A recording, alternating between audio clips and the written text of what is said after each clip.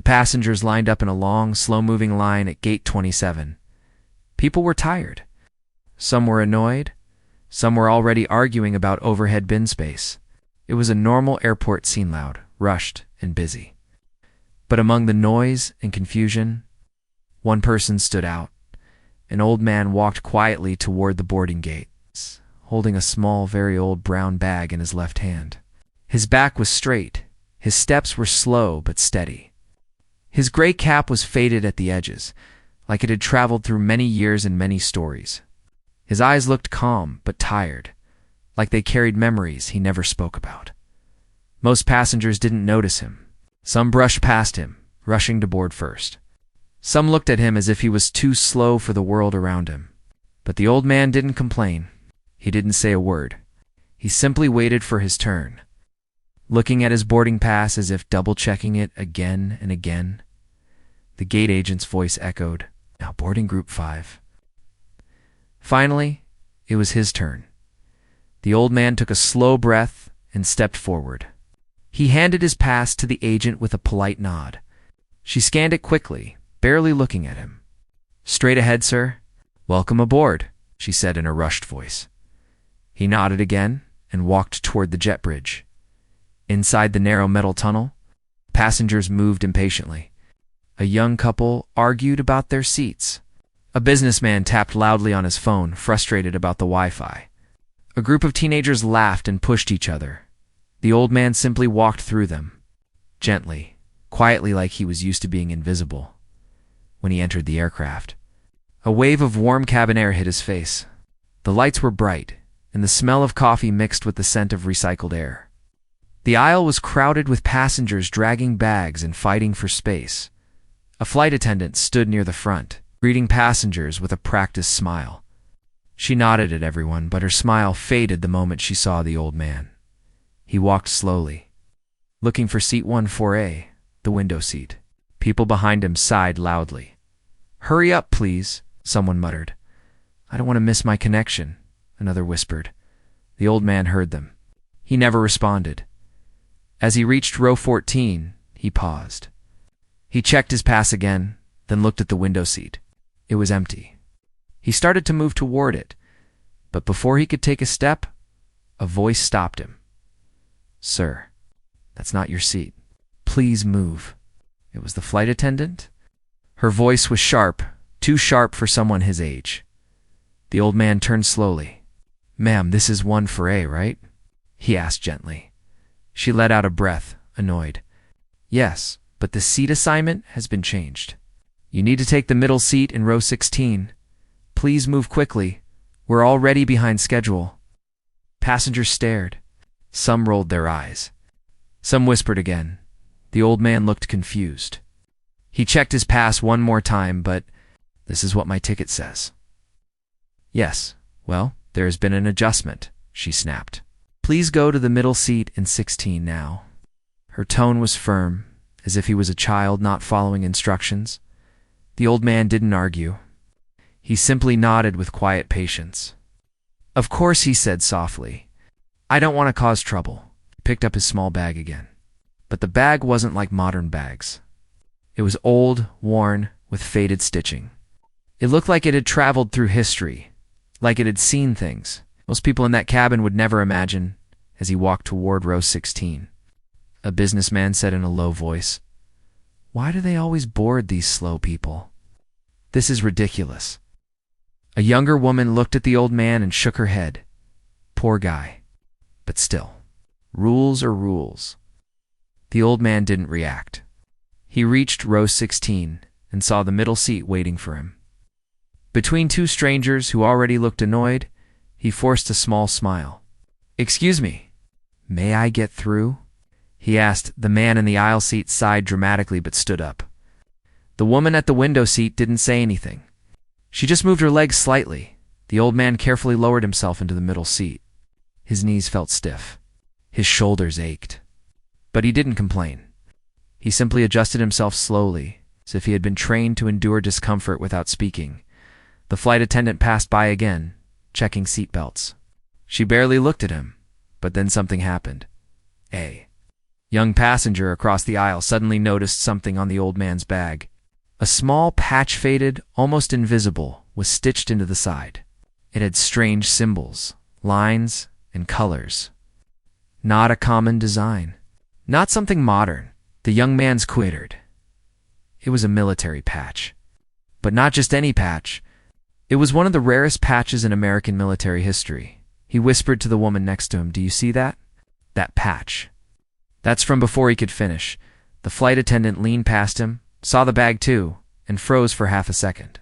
Her eyes widened just a little. Just enough to show she had recognized it, but she quickly forced her expression back to normal and continued down the aisle. Still, something had changed. The old man adjusted his small bag carefully, protecting it like it was something sacred. Then he sat still, hands folded, eyes forward. He didn't know anyone had noticed. The narrator's voice would say at that moment. Nobody in the cabin knew what that old patch meant. Nobody knew why the flight attendant suddenly looked uneasy. Nobody knew that in just a few minutes, the entire flight would be stopped. The pilot would step out of the cockpit, and an honor long overdue would finally be given. The engines hummed. The plane prepared for pushback. But inside that small middle seat, a quiet story was about to explode, one that would shock every person on board. This was only the beginning. The plane continued boarding. But something in the air had changed. The old man sat quietly in his middle seat, hands folded over his worn brown bag. People around him were busy with their own worries. Wi-Fi, legroom, luggage, phone calls, but a strange tension had begun to form around row 16. The young man who noticed the patch kept staring discreetly. He wasn't sure if he should say something. He leaned back, trying to recall where he had seen that exact insignia before. His father used to talk about military units, and one of them matched the design on the old man's bag, but he needed to be sure. Meanwhile, the flight attendant rushed back and forth through the aisle trying to look calm, but she wasn't. She kept glancing toward the old man, then quickly looking away. Her face held a mix of confusion, worry, and something else she couldn't hide: regret. She had spoken harshly. She had forced him to move. But now, she wasn't so sure she had been right. She walked to the galley, exhaled, and placed a hand over her chest. Her colleague noticed immediately. "Megan, you okay?" the other attendant asked softly. "I think so," she whispered. "It's just, I may have made a mistake." "What kind of mistake?" Megan glanced toward row 16 again. "I told that elderly man to move seats, but his bag, it has a military patch, and not a normal one. It looks important." The other attendant raised a brow. "Important as in?" Megan shook her head. "I don't know. But it feels wrong. Very wrong." Her colleague shrugged. "Well, flights are full. Seats get moved all the time. Let's just get this thing airborne." But Megan couldn't shake the feeling in her chest. Back at row 16, the old man sat quietly, not touching the patch on his bag. He didn't seem uncomfortable. He didn't show anger. He didn't argue about losing his window seat. He simply existed in the middle of the chaos, like a stone in a river. The man sitting beside him on the aisle, tall, broad-shouldered, impatient-looked, annoyed. He sighed dramatically every few minutes, as if the old man's presence was slowing down the whole world. The woman in the window seat peeked at the old man once or twice. She noticed his gentle posture, his quiet smile, the calm in his eyes. Something about him felt peaceful, but she didn't speak. The young man across the aisle finally decided he needed to act. He leaned slightly toward the old man and asked in a respectful voice, "Sir, I hope you don't mind, but that patch on your bag, which unit is it from?" The old man looked surprised. He gently touched the patch with his fingers, almost as if touching a memory. "It's from a long time ago," he said softly. "Most people don't notice it anymore, but is it from the young man started to say a unit's name but hesitated. The old man smiled. "Yes, that one." The young man's eyes widened. "Sir." "That unit was in," the old man interrupted with a short nod. "Yes, we were there," he said it simply, quietly. quietly, as if discussing something ordinary. But the young man knew the truth. That unit was part of an operation many only read about in history books, one of the most dangerous missions ever carried out, a mission so risky that only a handful had survived. The young man sat back, stunned. He had chills running through his arms. He didn't know what to say next. He didn't want to push the old man. He didn't want to embarrass him, but he felt something inside him respect. And a sense that he was sitting near someone extraordinary. Meanwhile, Megan the flight attendant kept watching. She finally gathered the courage to walk. Back toward row 16, she pretended to check overhead compartments. But her real reason was the old man. She leaned slightly toward him. "Sir, do you need anything? A glass of water? Help with your bag?" The old man looked up with a gentle smile. "No, thank you, ma'am. I'm fine." Megan swallowed hard. I hope the middle seat is okay. We had to make some quick seat changes. It's all right," he said calmly. Everyone has their job to do. But his kindness made her feel even guiltier. She wanted to say more, to apologize properly, but before she could speak, the intercom crackled. "Flight attendants, prepare for departure." The plane doors closed. The hum of engines deepened. Lights dimmed slightly, but the mood inside hadn't settled. The old man's quiet presence had become the center of unseen attention. A few passengers were whispering. The young man across the aisle typed something quickly on his phone, maybe searching military records, maybe confirming his suspicion. Megan took a deep breath. "I need to tell the cockpit," she whispered to herself. "They should know." She walked briskly to the front. The cabin lights reflected off her worried face. She tapped on the cockpit door. The first officer opened the small slide window. "Everything okay?" "I'm not sure," she said, her voice low. "There's an elderly passenger in row 16, the one I moved earlier. He has a patch, and I think he might be someone important." The first officer frowned. "What kind of patch?" She described it as best she could. The officer froze. His eyes widened exactly the same way Megan's had earlier. "You're sure?" he asked. She nodded. "I saw it myself." First officer didn't wait another second. He opened the door and stepped inside the cockpit to speak with the captain. The door closed behind him. Megan stood there, her heart racing. Inside the cockpit, the captain listened carefully as the first officer whispered something to him. "What?" the captain said, leaning forward. The officer repeated it. The captain removed his headset. "You're absolutely sure?" "That's what she saw," the officer replied. "And the description matches completely." The captain slowly pushed his seat back. He stared at the cockpit door as if deciding something important. Then he said one sentence that would change everything. "We need to stop pushback now." The first officer nodded, signaling ground control. The engine's rumbling slowed. Passengers inside the cabin looked confused. The plane paused completely. Back in row 16, the old man felt the plane stop but didn't react. He simply looked down at his hands, calm as ever, as if nothing unusual was happening. The young man across the aisle leaned forward. "Sir, something's going on?" The old man smiled gently. "Planes stop sometimes. I'm sure it's nothing." It wasn't nothing. It was just the beginning. The entire aircraft was about to witness something they would remember for the rest of their lives. The cabin buzzed with confusion. Passengers looked around, wondering why the plane had suddenly stopped. The engines had settled into a low hum, and a strange stillness filled the air. People whispered to each other, some annoyed, some anxious. But none of them knew the truth.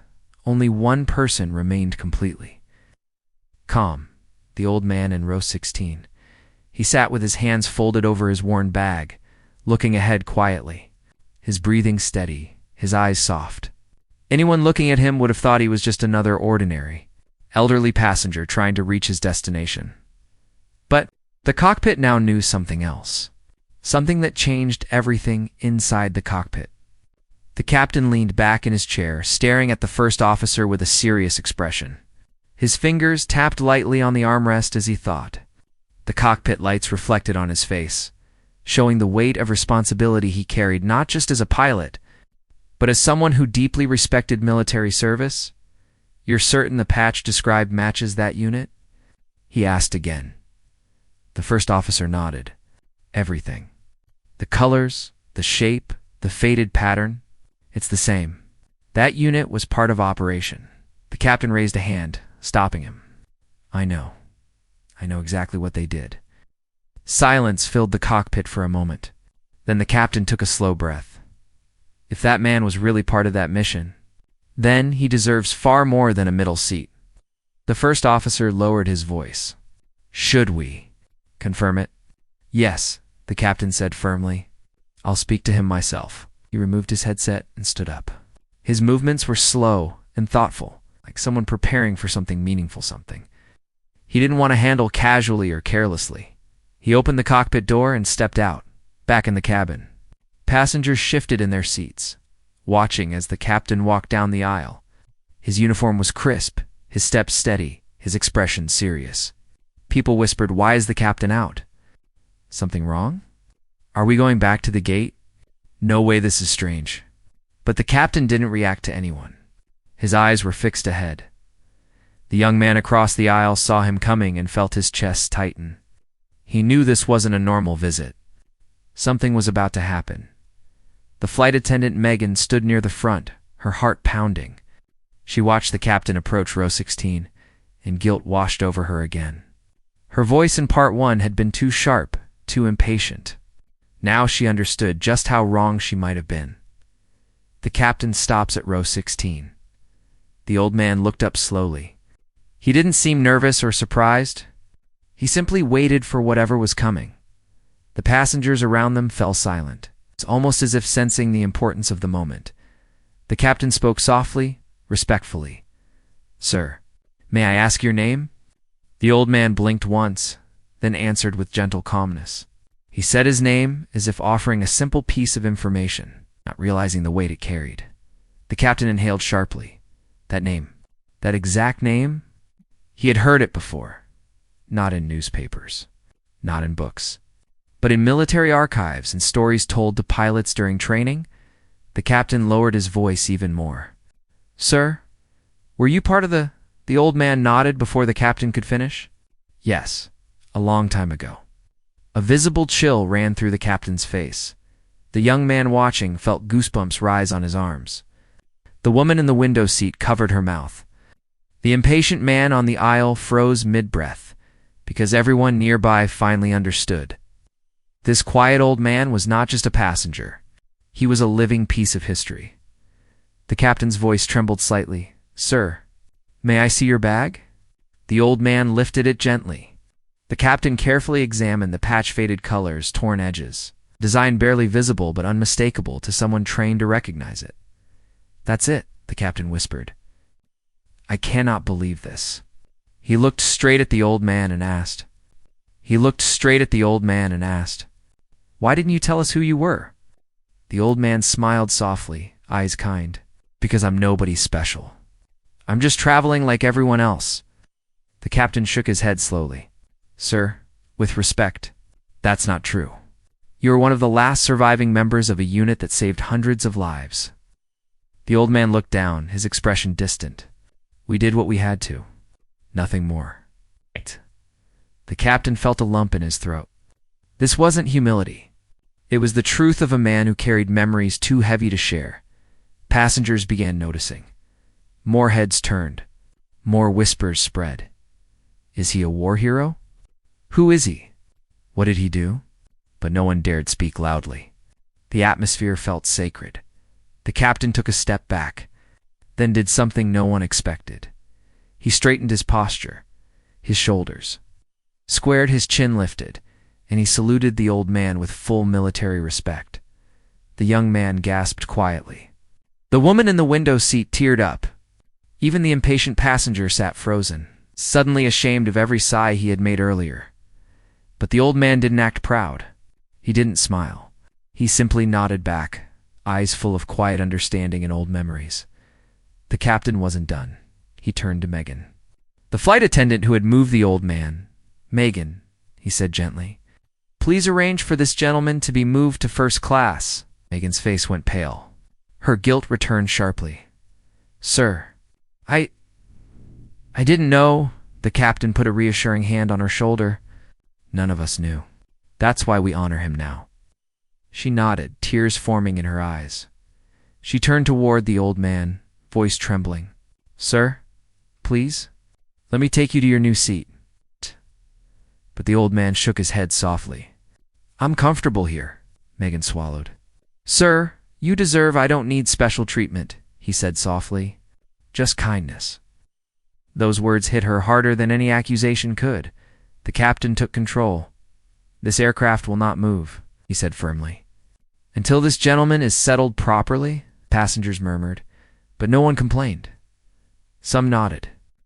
Some whispered in respect. Some simply watched, feeling a story unfold before their eyes. The captain leaned down slightly. Sir, please allow us.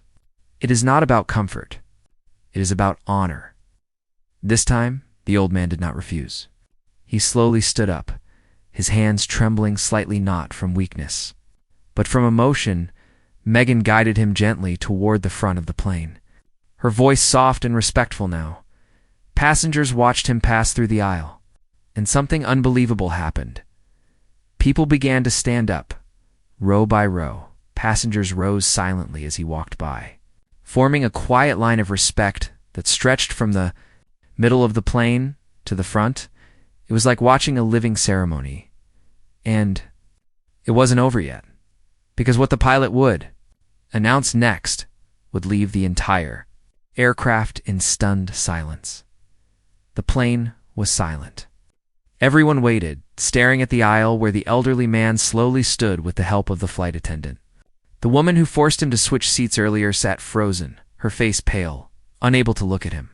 The pilot's voice still echoed in the cabin. We are honored to have a hero among us. Please remain seated until he exits. As the man began walking forward, the atmosphere changed. It felt heavy, almost sacred. Every step he took was slow but strong. People watched him like they were witnessing history moving right in front of them. But something unexpected happened. The pilot suddenly stepped out of the cockpit again and whispered something to the co-pilot.